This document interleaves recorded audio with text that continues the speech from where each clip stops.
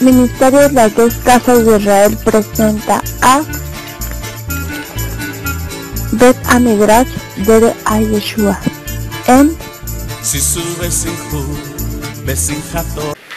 ¿Cuál es el texto antes de estudiar las palabras del Mashiach en estos Shabbatot por la tarde?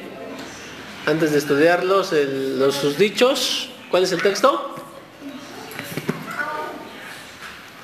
Más o menos es una paráfrasis porque dice y Yeshua le dijo a los judíos que habían creído en él, que si ustedes permanecen en mis palabras, seréis verdaderamente mis discípulos. Muy bien, ok.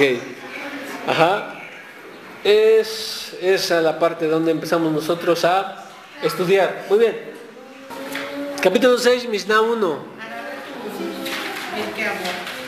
No, en la 30, hoja 30. Todavía no estamos en el Pirkei Avot, estamos en los dichos de Yeshua para el sexto Shabbat. Ajá. 30. Ajá. Mishnah 1 dice así: Empero si tu hermano peca contra ti, ve y muéstrale su falta a solas. Y si te hace caso, ganaste a tu hermano.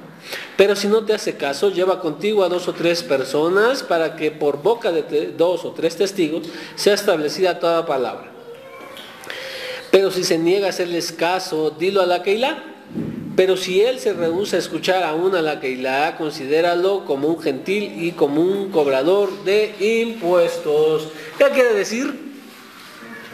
Vamos a examinar un poco esto. Si tu hermano peca contra ti, muéstrate a él a solas. Acuérdense de algo que veíamos unas semanas pasadas. Veíamos que dice una mashal, le dice: ponte de acuerdo con tu enemigo mientras van en el camino. Ajá. Que le dice, porque no sea que ¿qué? Que sean doblemente juzgados.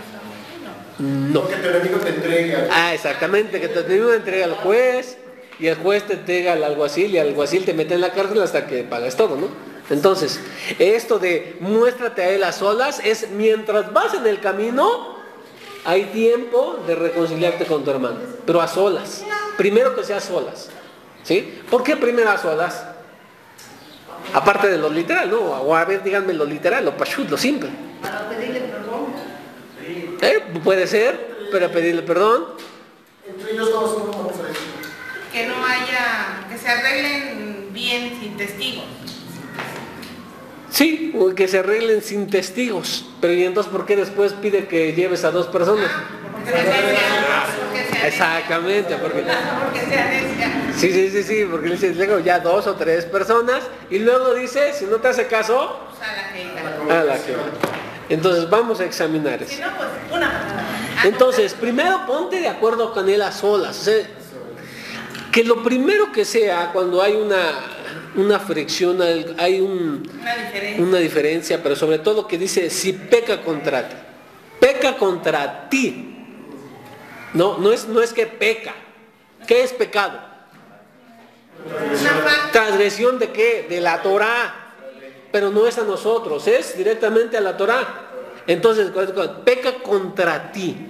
Te ofende a ti personalmente. No estamos hablando, puede ser una persona que viva los mitzvot en su mayoría, o que esté creciendo en ellos, o que esté caminando en ellos, pero peca contra ti. No peca contra la Torah.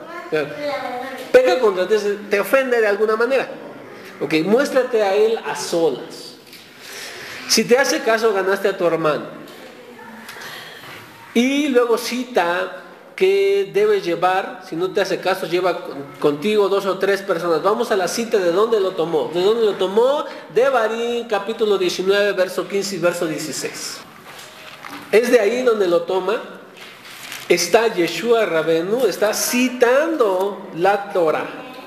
No vendrá un testigo contra ninguno en cualquier delito o en cualquier pecado que se cometiere. En el dicho de 2 testigos o en el dicho de 3 testigos consistirá el negocio. La Torá ordena que haya 2 testigos o 3. Ajá. Pero como lo dice, en delito o en cualquier pecado. Muy bien. 16. Cuando se levantare testigo falso contra alguno para testificar contra él. Bueno, eso ya es otra cosa, perdón. Ese es otro tema. En fin, 15. Dice que debe haber 2 o 3 testigos. Ahora, ¿para qué necesitan los testigos? Para corroborar Porque la falta. den fe del hecho. Sí, porque, ¿pero por qué? ¿Por qué específicamente? Porque el otro está Son neciando, testimonios. se está neciando que no. Porque aquí se trata de castigar a una persona. ¿Sí? No puedes castigar a una persona si solamente hay un acusante, un testigo o alguien que nada más lo está acusando. Ajá. Exactamente, porque ¿cuántos son testigos? Ahí uno. No, la Torah no pide que sea uno. Para castigar hay que haber 2 o 3 testigos. Porque esto no es cualquier cosa. En un Bet Din, los jueces están incluso capacitados con el poder para quitarle la vida a una persona.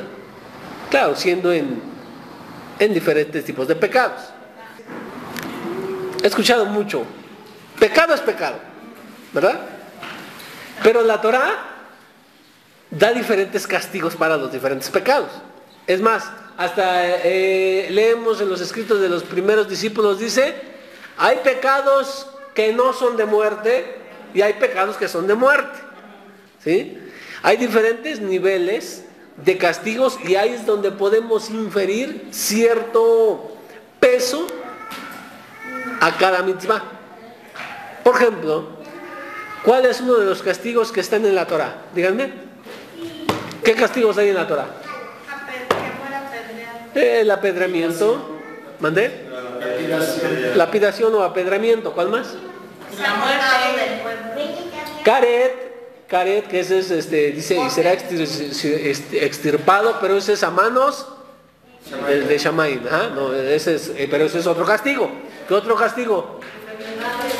Lo sacaban del campamento La lepra. por 7 días.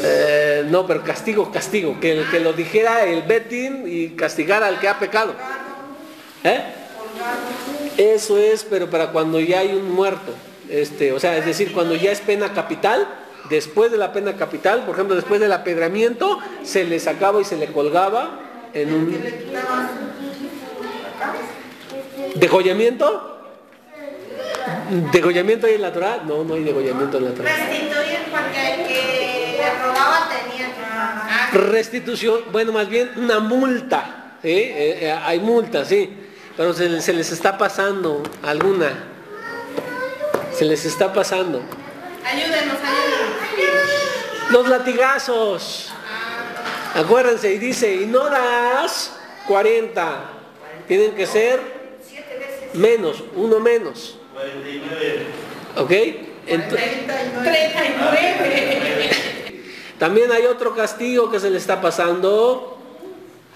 La muerte por quemarlo. ¿Cierto o no? Así a la que era. Y dice, porque a la hija del sacerdote que pecare fornicando en la casa de su padre, será quemada. Así dice la Torah. Entonces hay diferentes tipos de castigo. Ok. En ninguno de esos tipos de castigo podía simplemente por una persona. Para castigar a alguien y mucho más, para matar a alguien, se necesitaban 2 o 3 testigos. Muy bien. Entonces, si Yeshua Rabenu está aquí hablando de 2 o 3 testigos, ¿de qué está hablando? De falta que merece castigo. De una falta o un pecado que merece algún tipo de castigo de parte del Bet Din o de los jueces. No es cualquier pecado, porque se peca contra ti, pero no es cualquier cosa. Porque aquí ya debería haber, para necesitar 2 o 3 testigos, es que se levanta esta persona para que su hermano sea castigado. Muy bien, hay que tener en cuenta en eso. Por eso es que si es un pecado leve, un pecado que puedes solucionar tú con tu hermano, que no merece castigo, es cuando tú te presentas con él o te aclaras con él. Cuando necesitas 2 o 3 testigos es cuando ya debe o él merece un castigo, sea malkut, golpes, latigazos o cualquier otro de los castigos ya mencionados. Muy bien, y dice, para que por la boca de 2 o 3 testigos, escucha bien, por la boca, no puede decir, yo mando mi testimonio escrito. Yo mando al hermano que le diga que yo vi esto. No se puede. Es por boca de 2 o 3 testigos. Es decir, que explica Rashi, que tiene que ser, el testigo tiene que decirlo. No va a llegar, por ejemplo, yo vengo a acusar a mi hermano y traigo a mi hermano Ariel como testigo. Y yo llego ante los jueces y le digo, él hizo esto. ¿Verdad que sí, hermano? Sí, no, así no se puede. Por boca de los testigos. Tú que acusas a un ladito, el testigo que venga y tiene que escucharlo de sus labios. Eso es un punto importante. Luego continúa. Pero si se niega a hacerles caso, dilo a la Keilah. Ahora, ¿por qué a la Keilah? Pues para que haya más testigos de su rebeldía. Porque ya está también en versión. Y los que nos tiene al final también nos empieza a causar duda. Dice, porque si no, considéralo como un gentil. Entonces, aquí hay no solo que es una falta grave, que merece castigo, sino que esta persona se niega a escuchar al Bet Din. La Torah dice, conforme al derecho que ellos te manden, hablando de los jueces, dice, no te apartarás ni a diestra ni a siniestra, ¿no? Y también dice, conforme a lo que te dictaminen ellos, así se hará. Bet Din dice, soy culpable, yo no puedo decir, no, una apelación, quiero otros jueces, porque ellos no me juzgaron bien, no se puede. La Torah prohíbe eso.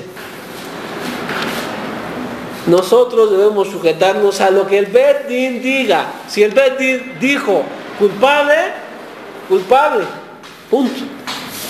Pero este renegado, porque si es un renegado, al no escuchar el fallo del Bet Din, es un renegado.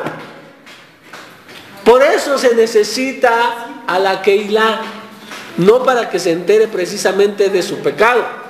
No para que actúe como testigo, tampoco, porque ya la Torah dijo que se necesitan 2 o 3 testigos. ¿Para qué más? Si ya la Torah te dijo que con 3 testigos es suficiente, entonces ¿para qué quieres los demás? No, aquí la Keilah se presenta, porque este Yehudí renegado no está queriendo aceptar el fallo del Bet Din. Si una persona no está aceptando el fallo del Bet Din, necesita acudir la Keilah. ¿Para qué? Ahora, ¿para qué? Es decir, bueno, ¿para qué? Bueno, para que el peso de toda la Keilah tenga, ahora que esta persona no solamente vea a su hermano, ahora vea a toda la Keilah que está y por así decirlo, pidiendo que acepte el fallo del Bet Din. Por tanto, si no le hace caso a toda la Keilah, él mismo se está separando, no solo de la Keilah, del pueblo de Israel. Por eso le dice, lo considerarás como un gentil o un cobrador de impuestos. Si tú no te quieres sujetar a los jueces, si tú no quieres aceptar el fallo del Bet Din, la congregación está como testigo que tú te estás excluyendo. Es como si dijeras, tú personalmente decides salirte del pueblo. Es para eso que se necesita la Keilah, no para fungir como testigos en el caso para que él sea castigado, sino para que en caso de que él siga con su necedad y con su rebeldía, ya toda la Keilah lo trate como un gentil, ya que él mismo se ha excluido. ¿Eso qué nos da de mensajes para nosotros? Que tenemos que aceptar. Que tenemos que aceptar los fallos. Y nuestra ¿Sí? culpabilidad es que somos culpables. Exactamente. Ahora, por eso les decíamos en un tiempo que es importantísimo que haya un Bet Din. Y este Bet Din va a juzgar entre las personas. Y si las personas se niegan a escuchar ese Bet Din, es que se trae a toda la congregación para que esta persona, por así decirlo, se vea más presionada a aceptar el fallo. Pero si no lo acepta, este mismo se está excluyendo y lo tenemos que tratar como un gentil. O sea, eso quiere decir que nosotros ya no podemos acudir a las autoridades. No es lo ideal. Sino aquí tenemos que tener nuestro Bedín. propio juez. Vamos a decirlo así. Sí. Nuestro bedín. Lo Bedín, sí. No es, y eso peleaba Shaul a Shaliach, le decía, ¿por qué van con el gobierno de Roma? O sea, ¿qué no hay entre ustedes, varones sabios, que sepan juzgar? Se los reprendía por eso. Usted debe ver entre ustedes quien los sepa juzgar. Y ahí vienen otras cosas, porque si el pueblo va a acudir ante gentiles, esto es contradictorio. O sea, ¿cómo es posible que nosotros vamos a acudir ante gentiles para que nos juzguen a nosotros? O sea, es que él me debe tanto, ¿no? Por ejemplo, ¿no? Él me debe tanto y no me quiere pagar. Voy con las autoridades de la tierra. Autoridades gentiles. ¿Qué saben de Torah? Nada. ¿Les importa Torah? Tampoco. Entonces, como nosotros vivimos bajo Torah, vivimos según los mandamientos de Avinu, lo que tenemos que tener es jueces que lo representen a él. ¿Sí? Basados en la Torah te van a decir, es así. El fallo del Bet Din es esto, este y esto, y aunque decía, bueno, vamos a decir, estamos peleados mi hermano Ariel y yo.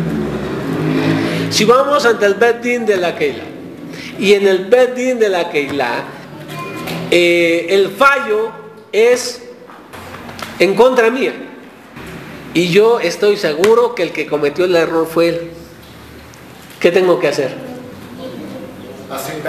Aceptar el fallo del Bet Din. Sí, a pesar de Que no tenga la razón. exactamente. ¿Por qué? Porque si vamos a empezar a decir, bueno, no, es que yo no voy a hacer caso porque él es el verdadero culpable, en los siguientes que vengan, ¿qué? No importa a quién el fallo del Bet Din, yo puedo deslindarme igual. Y eso va a terminar en un completo descontrol. Nadie le hace caso al Bet Din y mejor nos vamos con los gentiles. Es una de las razones. Otra, porque el Bet Din está preparado no solo espiritualmente en apego a Hashem, sino que está preparado en la Torah para saber discernir entre la causa, exactamente, sabiamente, entre la causa de los hermanos. Y tú debes aceptar esto. Como miembro, precisamente, porque eres miembro, tú debes de sujetarte precisamente a los que el Eterno ha puesto como jueces. ¿Sabes? Punto. Eso es. Pero mi hermano, una pregunta. Por ejemplo, nosotros que necesitamos, por ejemplo, un Bedín, y no lo tenemos, ¿podemos acudir a otro Bedín que esté en otro lugar? No. ¿O a quién de ser? No sería lo más adecuado, que aunque opinión personal, esto no tengo nada en que basarme ni en alajá, ni en tradición, ni en escritura, mucho menos, pues lo mejor sería ese actuar, pero por eso debe haber Bet Din. De hecho, el Bet Din de la congregación tiene que ser dentro de la congregación. ¿Por qué? Porque dice la Torah, no pondrás a un extraño como rey sobre ti. ¿Sí? ¿Por qué? Porque probablemente el extraño, pero paradójicamente la gente acepta más a un extraño que a los propios. ¿Por qué? Les digo porque dicen por ahí, lo aprendí de una persona, dice, la mucha familiaridad engendra menosprecio. Como es parte de la Keilah, es decir, bueno, ya me siento muy, muy íntimo, conozco sus fallos, o a lo mejor sí los tiene, sí conozco que también él comete errores, que también se desvía y a veces muy feo, entonces eso me va a causar que lo menosprecie. Al momento de juzgarme en un Bedim, no acepte su fallo. Por eso muchas personas acuden a quien no los conocen, pero eso es un total error. Aunque sea parte de... Eso es la otra. Hay Bedim, tiene que haber Bedim en cada Keilah. Hay un Bedim general. Exactamente. Hay un Bedim arriba de todos los Bedim de cada Keilah. Por ejemplo, en esta Keilah debe haber un Bedim. En la otra Keilah debe haber otro Bedim, si son del mismo movimiento. Entonces, ahora, la central tiene un Bedim que puede juzgar incluso a los Bedim de las congregaciones. Pero eso ya es... se puede acudir a ellos. En un caso más contrario, como dice la Torá, dice, si los jueces no saben resolver el problema, ¿qué hacemos? Vamos ante el siguiente Bedim. Así era en el templo. Acuérdense que en el templo, en el de Jerusalén, había a la entrada un pequeño de 23 miembros. Sí, un Bedim, pero 23 miembros. Cuando llegaban cuando el Bedim de la ciudad, o de esa, no podía con la causa, no podía resolver, entonces se iba, hasta que llegaban al del templo. Pero si el del templo no podía resolverlo, acudían al Magno Sanedrín, al más grande Sanedrín de 70 miembros. Y ahí es donde se debía resolver la causa. Es así similarmente. En cada Keilah entonces debe haber, y si los de la Keilah no pueden resolver el problema, se acude al siguiente. En este caso sería el de la central. Bueno, por eso es que dice, tenlo como un gentil o un cobrador de impuestos. El cobrador de impuestos se le tiene como lo vemos aquí, como un gentil. ¿Por qué? Porque no está sujeto a Torah. En cierta manera, pero había Yehudim que se hacían cobradores de impuestos. ¿A quién tenemos nosotros? Cobrador de impuestos. Uno de los Talmidim de Yeshua, Matitiahu o Mateo, cobrador de impuestos. Con eso entonces mucha gente entre el pueblo los tenía los cobradores de impuestos como a gentiles. Está como uno de los 12 más grandes en el movimiento. Esto es Saqueo, ¿no? Le decía, ¿cómo se sienta a comer en su mesa siendo este cobrador? Saqueo. ¿Era cobrador de impuestos? Si él había robado, lo devolveré, eso sí lo dice. Y aún así daba la mitad de su fortuna a los pobres. Entonces, La saquera llegaba a esto. ¿Y lo perdonó? sí, porque él se convierte, él estaba alejado y se arrepiente. Yehudi, por ejemplo, pero no era, por así decirlo, religioso, no era seguidor de Torah. Hay muchos Yehudim que no guardan Shabbat, por ejemplo. Hay muchos Yehudim que no respetan la Torah. Entonces, como lo hacía esta persona, y en el momento que escucha a Yeshua Rabenu, tiene la convicción, se arrepiente y empieza a cumplir la Torah. Entonces, hay muchas cosas también en eso. Pero bueno, entonces, destacamos aquí que lo primero que debe hacer cuando hay una ofensa es ir con el hermano a solas. En el caso de que sea muy grave la situación, debe haber testigos para que el Bedim pueda castigar si es que así lo... Ahora, no hay los castigos de la Torá, o sea, no puede ser porque no se tiene facultad. El diente por diente. Y de hecho eso diente por diente no quiere decir que le vamos a tumbar el diente al hermano, quiere decir una indemnización monetaria. 5 cosas se deben de pagar, entonces pero es monetario cuando se habla ahí.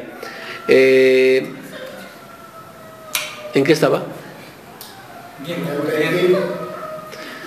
En el caso de que sea para castigar, pero como les decía, no son los castigos de la Torá. ¿Por qué? Porque estamos sujetos a las naciones. Por ejemplo, ahorita estamos nosotros en la República y autoridades, nosotros no podemos castigar conforme a la Torá. Y aparte no tenemos la facultad, eso tendría que ser un Sanedrín, no un Bedín. Normal. Entonces,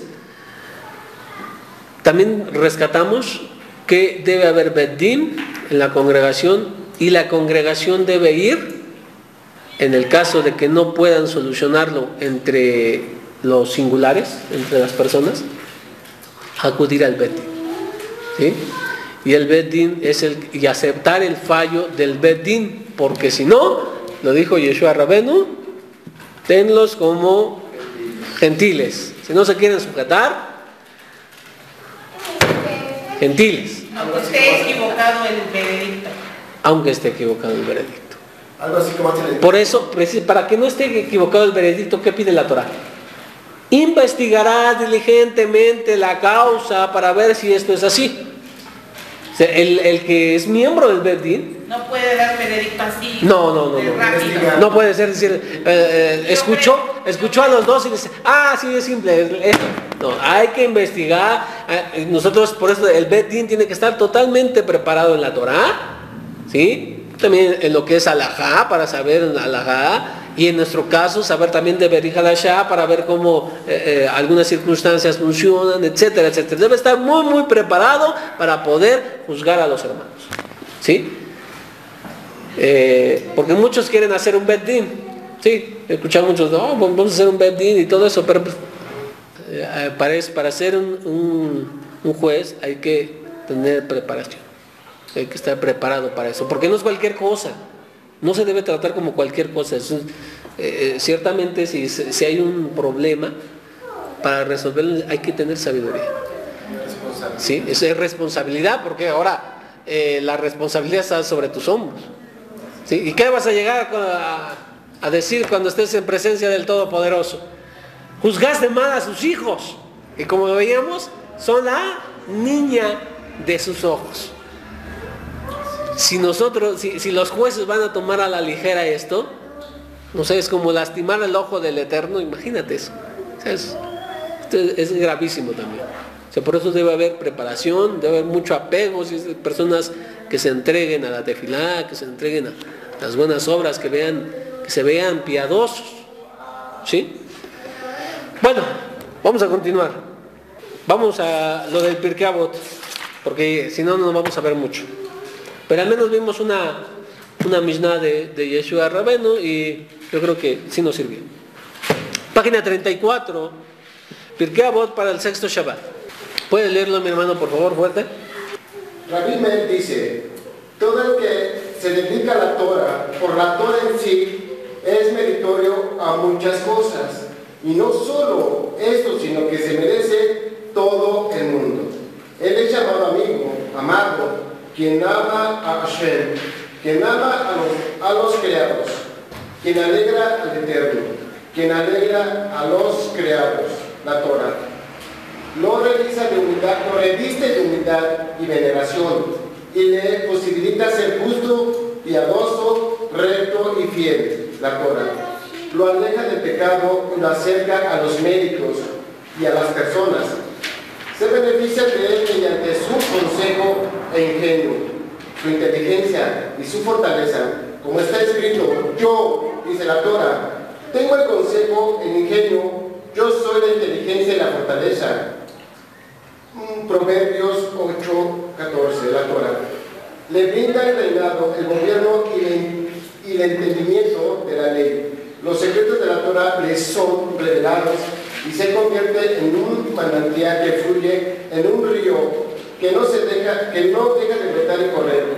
A quien es recatado, paciente y perdona a quien lo avergüenza. La Torah lo engrandece y lo eleva por sobre todas las cosas. Amén. Muy bien. Esto ya no es parte de la Mishnah. ¿Qué es la Mishnah? Acuérdense, la Mishnah es lo que Rabbi Yehuda Anasi reúne de todas las casas de estudio, lo que se estudiaba dentro del Bet Midrash, del Bet Midrash, reúne todo eso y lo junta en 6 órdenes. Y este es llamado Mishnah. Ahora, lo que tenemos aquí es la baraita. Una baraita, bueno, la baraita es lo que se estudiaba afuera del Bet Midrash. No tiene la misma autoridad que tiene la Mishnah. Yehuda Anasi no lo pone junto con la Mishnah, ¿sí? Esto se estudiaba afuera. Más sin en cambio todavía después es puesto en un compendio por Rabbi Oshia y Bar Kapará. Ellos son los que ponen estas baraitas y también se estudia. Entonces ya no es Mishnah, ya es baraita. Por eso ahí dice baraita 1. Ahora, todo el que se dedica a la Torah por la Torah misma, no es para recibir una recompensa, no es por una simple obligación, no, por la Torah misma. O sea, yo me dedico a la Torah por la Torah, lo que vale la Torah. Entonces dice que muchas cosas, es meritorio de muchas cosas y también que se merece todo el mundo. Él es llamado amigo, etcétera, etcétera. Entonces pone algunas cosas ahí. Hay que dedicarse a la Torah, de día y de noche. Lo que aconseja aquí es, hazlo por lo que vale la Torah, por lo que es la Torah. No lo hagas por recibir algún mérito, alabanzas, no sé, algún prestigio. Todo eso, si no, no te vas a merecer lo que él dice aquí. Hay una cosa, nosotros estamos obligados a estudiar Torah. De hecho dice la halajá, lo leemos en las leyes del estudio de la Torah, del Rambam, es otro libro que quiero estudiar con ustedes. Ilhot Talmud Torah, en su capítulo 1, en su halajá 8 dice, todo judío está obligado al estudio de la Torah, ya sea pobre o rico, no hay pretexto. Si sano o enfermo, joven o anciano, incluso si es indigente, si es muy pobre y vive de la caridad. ¿Okay? Entonces dice que debe ser, incluso una persona que no puede sostenerse a sí misma y que vive de la caridad, tiene la obligación de estudiar Torah. El hombre casado también tiene la obligación, aquí lo dice. Entonces no es de que ya me casé y pues, mi trabajo, mi esposa, todo esto y con hijos debe fijarse también tiempo para estudiar Torah. Josué 1:8 lo dice, que meditarás en ella de día y de noche. Y harás conforme como está escrito. Sí, porque si no, ¿cómo vas a saber? Y esto sucede en todas partes. Mucha gente no sabe qué hacer, cómo actuar, qué está bien y qué está mal, porque no estudia. La verdad, esa es la verdad. Si no estudian, no van a saber las cosas. Y como dicen, no sean de mano propia, eso es por falta de entendimiento. Porque mi pueblo perece, porque le faltó conocimiento. Entonces eso es más que la verdad. Entonces no hay pretexto en estudiar. Se tiene que estudiar estando sano como estando enfermo, siendo joven como siendo anciano, siendo pobre como siendo rico. No hay pretexto. Eso fue en la semana pasada. 4 clases o 4 tipos de gente que estudia en la casa de estudio, en la Beta Midrash. Y eso lo quiero tocar. En capítulo 5, Mishnah 14, página 28. Dice, hay 4 clases de asistente a la casa de estudio.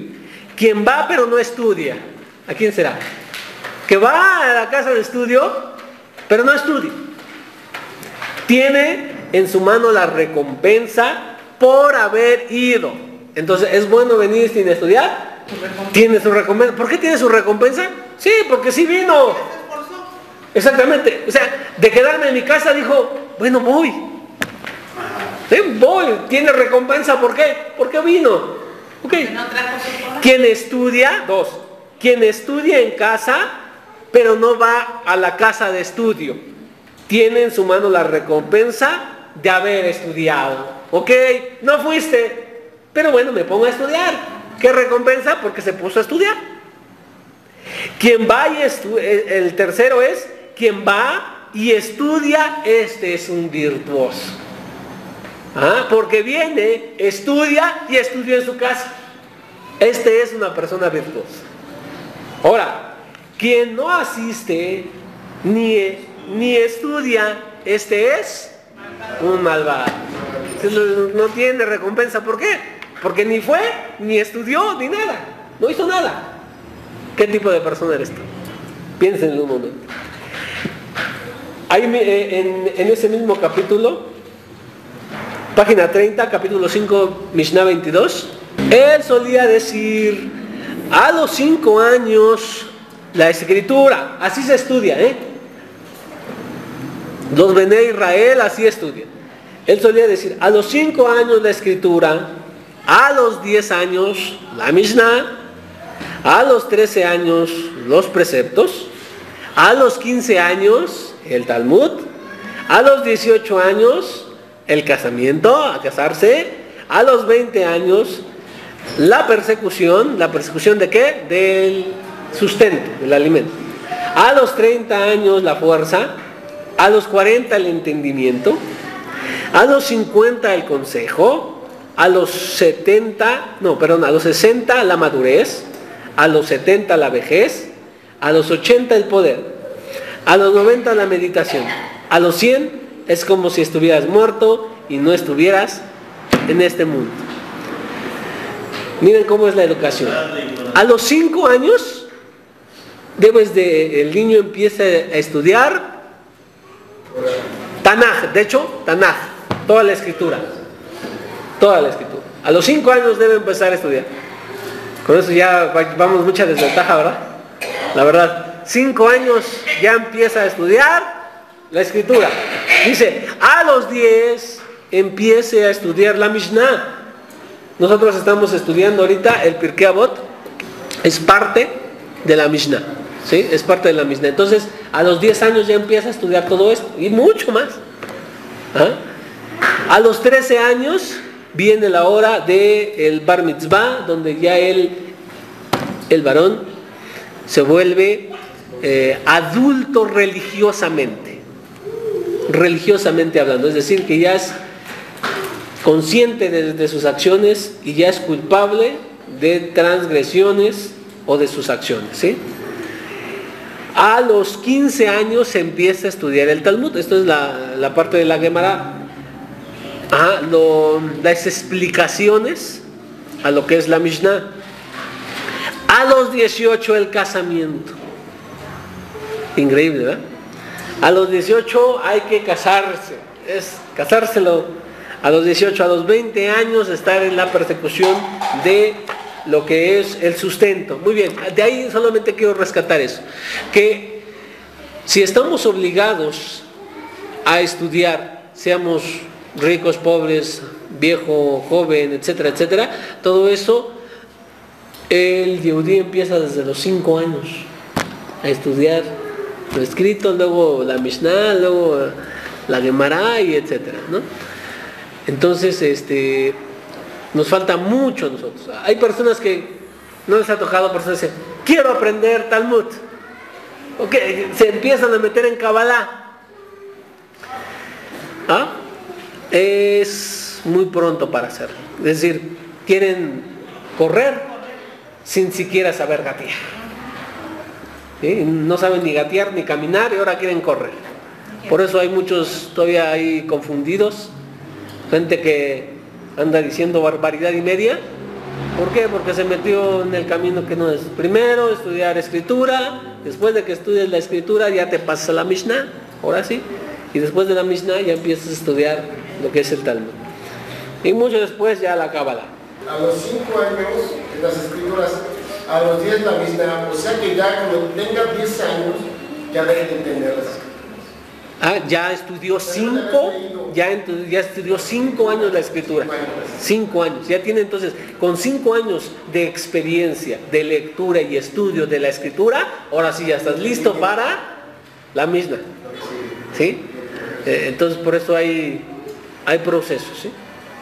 Aquí donde en la Baraita 1, estábamos en la página 34, en la de la capítulo 6, Baraita 1, ahí es donde estamos realmente, lo demás fue para hacer énfasis en estos puntos. Dice que todo el que se dedica o todo el que se ocupa, esta palabra dedica está relacionada con la palabra esek, que se relaciona con la palabra hebrea para comerciante.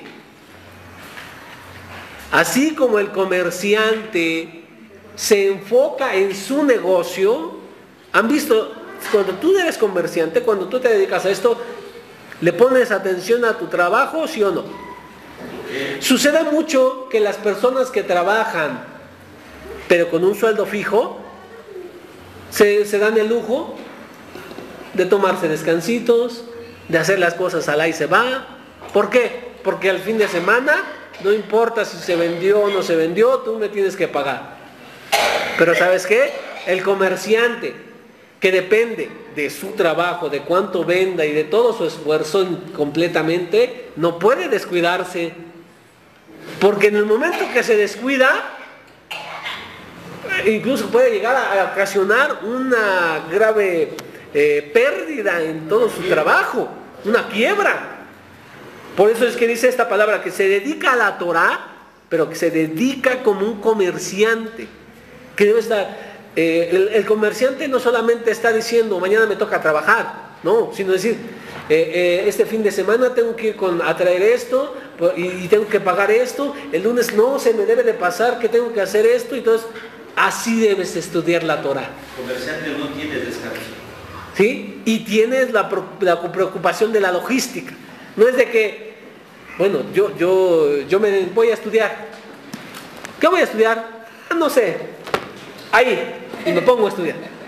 No. Es decir, tienes un método de estudio, tienes una calendarización de estudio. Este día me toca estudiar tal cosa, el otro día me toca estudiar tal cosa, y así, así, y así, y así. Como comerciante. El comerciante sí realmente está muy preocupado. Si hablamos del que vende verduras, no puede decir, pues 4 días me puedo ir a Acapulco. No me voy a ir a 4 días a Acapulco. Total, cuando regrese sigue, no importa, ¿qué pasa?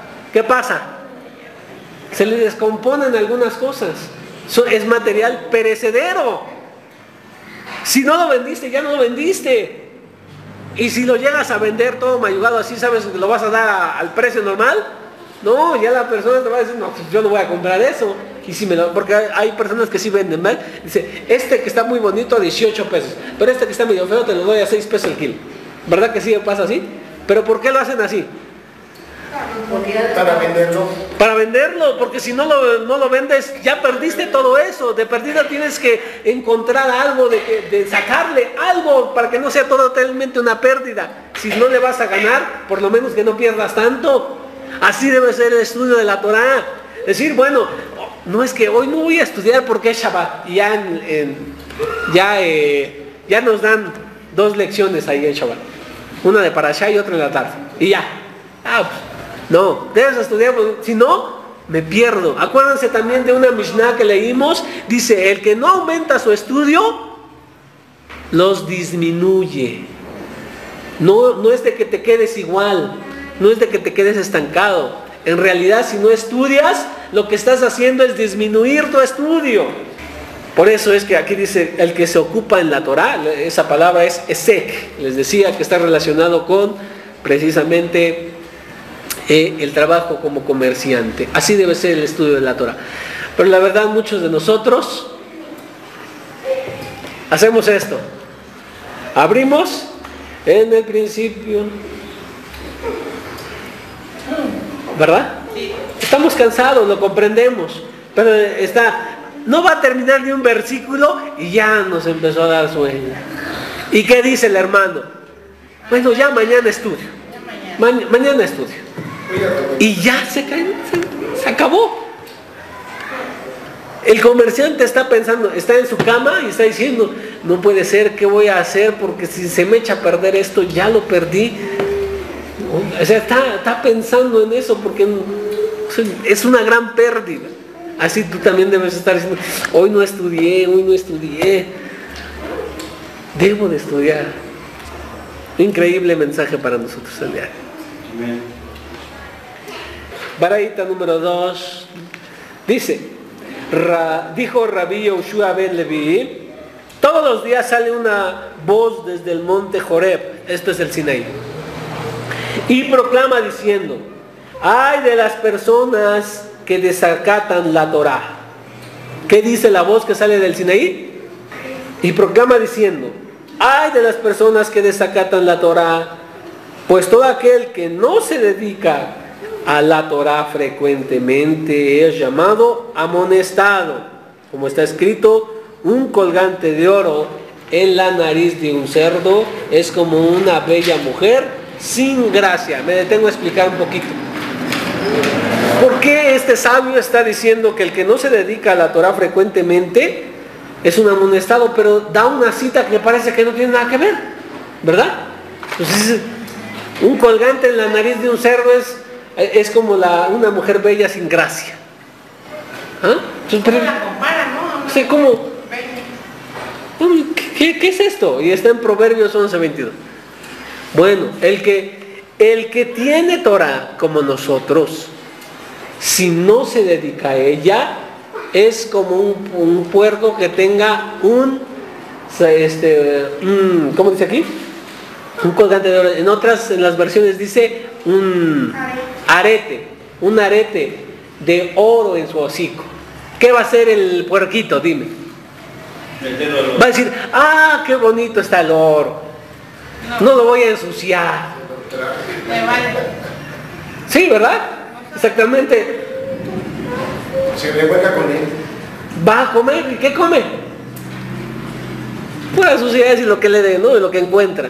El puerco, por ejemplo, no sé si saben, el puerco come hasta excrementos y luego su mismo excremento. Entonces, por eso se le llama puerco, ¿no?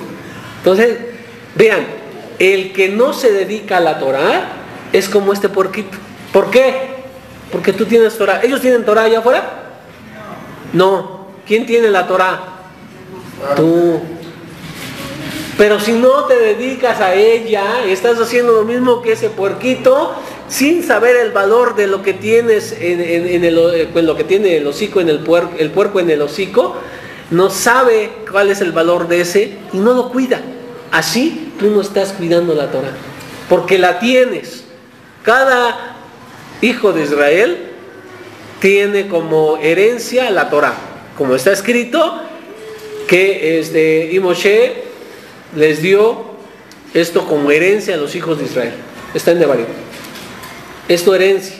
Pero si tú no te estás dedicando a ella, no la estás cuidando, estás como siendo como un puerquito con un arete de oro.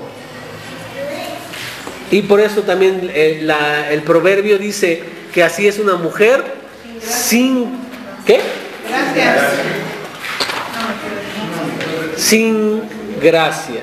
Una mujer bella, nada más. Bella exteriormente. ¿Pero qué le sirve esa belleza? Es como un puerquito que tiene algo muy bonito en el hocico. ¿Pero de qué sirve? Eso es lo que está diciendo. Pues les decía, también está tremenda esta braíta. Y nos da el consejo a nosotros. La verdad es que nosotros estamos descuidando mucho la Torah. No descuidemos, mi hermano. Pónganse a leer, pónganse a estudiar. Tienen este material. ¿Quién lo ha examinado? Es decir, no lo hemos leído todo, ¿no? Pero llegaron a sus casas, bueno, dicen, nada más llegamos a la Mishnah 2. ¿Quién ha leído todas las demás Mishnayos? Descuidamos. Ahora, nos dieron para allá. Sí. ¿Quién llegó a verificar lo que decía la persona que estaba acá enfrente? O decir, bueno, ¿por qué dijo esto? O volver a leer la parashá, no sé. Etcétera. No descuiden su vida espiritual. Esto es importantísimo. Seguimos, dice, y también está escrito, ahí donde lo dejamos, y también está escrito, y las tablas, obra de Eloa, son, y la escritura de Eloa es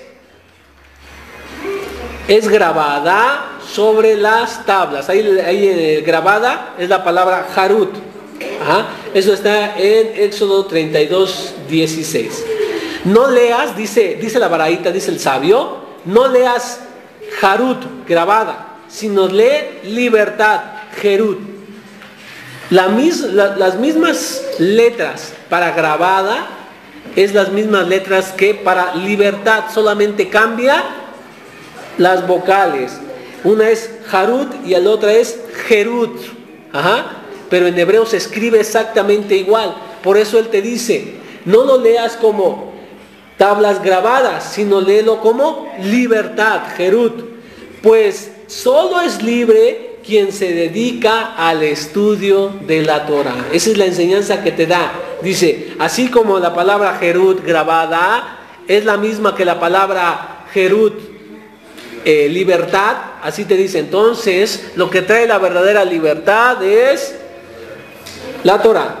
Y todo aquel que se dedica a la Torah se eleva, como está escrito, y desde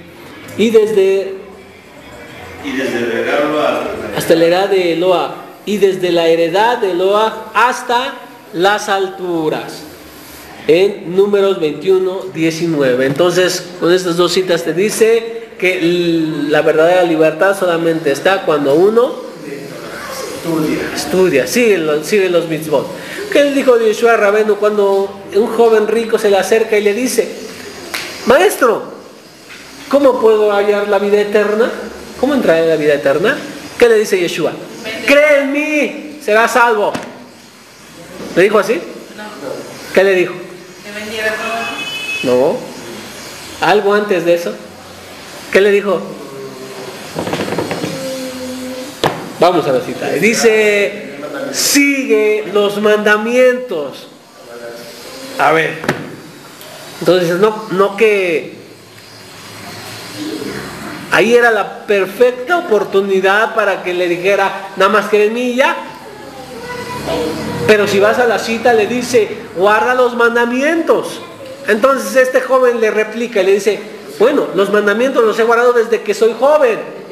Ah, entonces una cosa te falta. Vende tus cosas y dáselo a los pobres y luego sígueme. ¿Qué es lo que le faltaba? Sígueme. Vender todo. Aparte de vender. Pero el punto importante es, sígueme. Cuando sigues la Torah, cuando estás en la Torah, está bien, alcanzas la vida eterna, pero te falta una cosa, seguir al Mashiach. Eso es la interpretación de esa cita. Pero entonces sí tenemos que la verdadera libertad se alcanza por los mitzvot, la Torah. Vamos bien, vamos bien. Esta, la baraíta 3, también está muy, muy buena. ¿Sí? ¿Qué dice la baraíta número 3?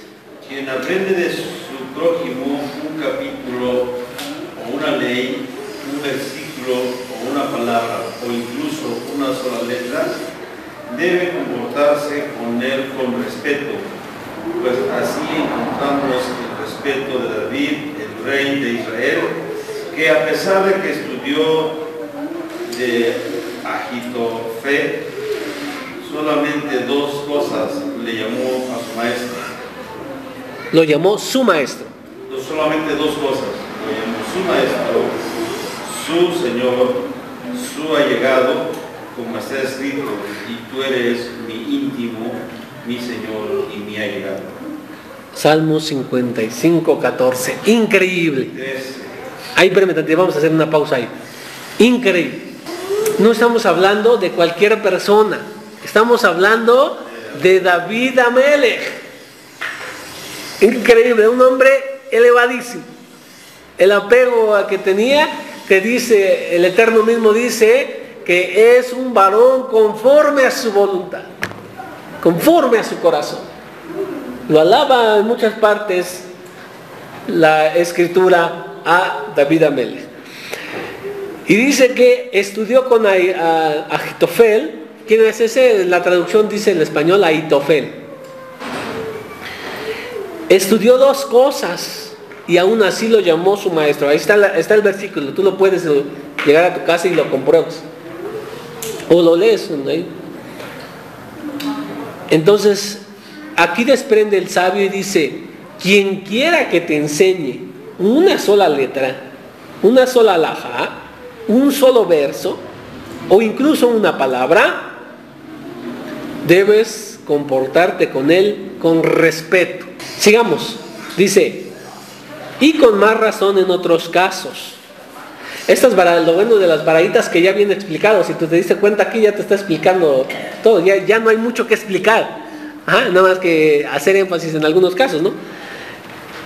Y con más razón en otros casos. Si David, el rey de Israel, solo aprendió de Ahitofel dos cosas y a pesar de eso lo llamó su maestro, su señor y su allegado, ¿quién aprende de su prójimo un capítulo, una ley, un versículo o una palabra o incluso una sola letra? Con mucho más razón debe brindarle honor. No existe más honor que el de la Torá. Como está escrito, el honor es heredado por los sabios. Proverbios 3:35. Y también está escrito: bondad heredarán quienes tienen plenitud. Y no hay bondad excepto la Torá. Como está escrito: pues una buena enseñanza te he enseñado, mi Torá no abandonen. Mishle 4:2. Ya te lo explicó todo él. Hay que dirigirse con respeto. Y esto lo aprende de los Teilim de David. He escuchado a personas que no están de acuerdo con... Dirígete con respeto. No estarás de acuerdo con él, pero merece respeto. ¿Sí? No solamente porque es una persona, que cualquier persona merece respeto, sino porque está trabajando para el Eterno. Esté como esté. Si está mal, ok, está mal, pero está trabajando. ¿Sí? Dice el Brit Hadashah que un día encontraron los Talmidim, los 12, encontraron a un hombre que echaba fuera demonios en el nombre de Yeshua. ¿Y qué crees que hicieron? Dice que lo impidieron. Le dijeron: no, espérate, tú no puedes hacer esto porque no nos sigues. Tú no sigues al maestro. ¿Y Yeshua qué le responde? ¿Hicieron bien, alumnos míos? ¿Así le dice? No. ¿Qué le dice? Que lo dejaran. Déjenlos. A ver, pero no lo seguía. Pero estaba haciendo su voluntad de él. Exactamente. Está trabajando y lo está haciendo en su nombre. Entonces, no se lo impidas. Porque si no está contra ti, está contigo. En el camino del mesianismo, aunque no estamos de acuerdo con lo que dice el rey, pero aún así nos dirigimos con él con respeto. ¿Por qué? Porque es parte del mesianismo. ¿Sí? Pero les digo que he encontrado mucha gente que se dirige, sobre todo a él y a otras personas, que incluso hasta lo insultan. No debe ser así, no debe ser así. Y aquí te dices: cuando tú aprendes de una persona, trátalo como a tu maestro. Todavía tenemos algo de tiempo. Vamos a seguir. Baraita 4, vamos a leerlo. Dice: así es el camino de la Torá. Pan con sal comerás, agua en pequeña cantidad beberás, sobre el piso dormirás, una vida de sufrimiento vivirás y a la Torá te dedicarás. Y si tú haces esto, feliz eres y será el bien para ti. Salmo 128:2. Dice: feliz eres en este mundo. Eso significa: feliz eres en este mundo y será el bien para ti en el mundo venidero. Amén. No busques grandeza para ti, y no procures más honor del que te corresponde por tu erudición. No desees la mesa de los reyes, pues tu mesa y tu corona es más grande que la de todos ellos. Y la baraíta siguiente dice, ¿por qué la corona de la Torah es más grande que la corona de los reyes? Y tu empleador es fiel para retribuirte el pago por tus acciones. ¿Quién es el empleador? Kadosh Baruj Hu. Él es el que te emplea. Pero hay algunas personas que dicen, bueno, tienen algo de dinero y entonces dicen, ¿cómo? Dice que entonces que me tengo que dedicar a la Torah en la pobreza. ¿Qué le pasó a el joven rico que estábamos hablando? Se fue, no siguió. ¿Por qué? Porque le pidió que vendiera no era cualquier cosa, mis hermanos, estamos de acuerdo. Y ponte, tú no tienes mucho dinero, lo sabemos, no tenemos mucho dinero, pero que dijeran, vende todo y dáselo a los pobres, ¿sería una decisión fácil? No. Por eso comprendemos a este joven rico.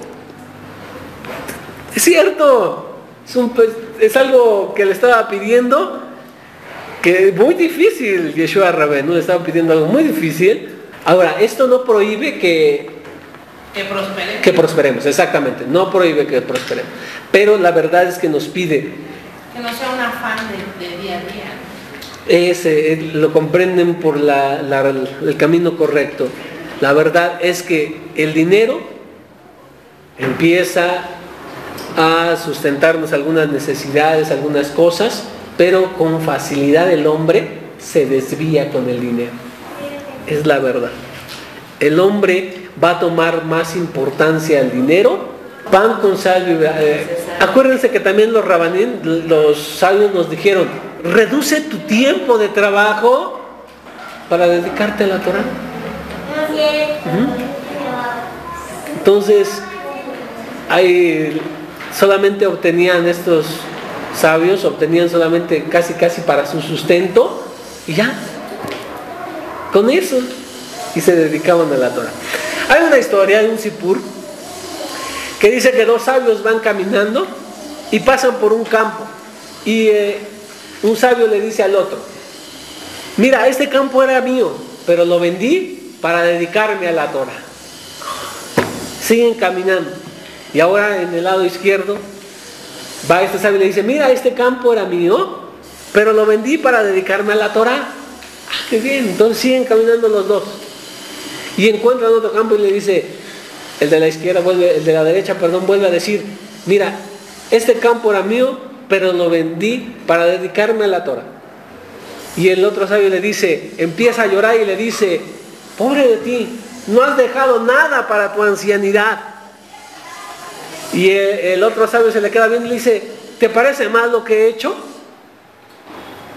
Vendí lo que se hizo en 6 días, pero estoy adquiriendo lo que se dio en 40 días. La creación fue, bueno, ya dejando ese sipur, la creación fue en 6 días, ¿sí? En 6 días.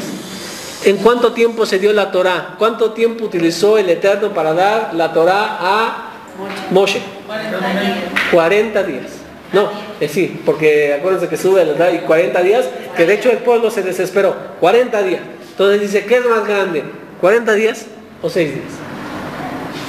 ¿Te parece una tontería que yo haya vendido lo que se hizo en 6 días y estoy adquiriendo lo que se dio en 40 días? A mí me gusta mucho ese sipur, esa historia, pero es difícil hacerlo. La verdad, es difícil hacerlo. Por eso aquí dice, pan con sal comerás. O sea, que tu objetivo no sea los manjares.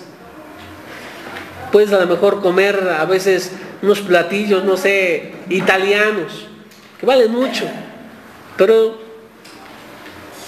solamente va a tu estómago y ya. Pero en cambio el camino de la Torah, lo que adquieras de la Torah, te puede acompañar en esta vida y en el mundo venidero. El que no crece aquí, ya no crece.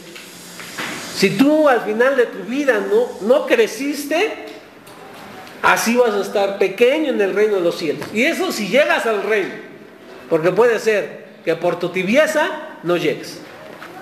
Agua en pequeña cantidad beberás. Podrías tomarlo mejor, pero igualmente solo se queda en tu estómago. Aquí dijo que la corona de la Torá, si tú estudias, es más grande que la corona de los reyes. ¿Por qué? La Baraita 5 lo dice. Escuchen, la Torá es más grande que el sacerdocio y que la realeza. Es decir, que aún los reyes de Israel o los Kohanim de Israel no alcanzan a la corona que tiene un simple Yehudí por estudiar Torah. Pues la realeza se adquiere mediante 30 requisitos y el sacerdocio mediante 24, más la Torah se adquiere mediante 48 cosas, y estas son, y empieza a enumerarlas, las lees en tu casa, porque digamos justo el tiempo. Aquí las enumera. Sí, los enumera todas. Entonces, para que veas cómo se adquiere la corona del sacerdocio, de la Keuná, la corona de la realeza, del Malhut, y la corona de la Torá. Me gustaría más que leyéramos la Baraita 6. La Baraita 6, ya nomás para concluir. Dice, grandiosa es la Torá porque le da vida a aquellos que la cumplen, tanto en este mundo como en el mundo venidero, como está escrito. Escucha de dónde lo saca el Jajam. El sabio lo saca, lo deriva de la Torá y de los escritos. Y dice, pues vida son para quienes la encuentran y curación para toda su carne. Proverbios 4:22. Y dice, la Torá será medicina para tu cuerpo y curación para tus huesos. Y dice, ella es un árbol de vida para los que se aferran a la ley. Quienes la sustentan son felices. Y ahí te da más citas, para comprobarte que la Torá da vida en este mundo y en el mundo por venir. Por eso la Torá es tan importante.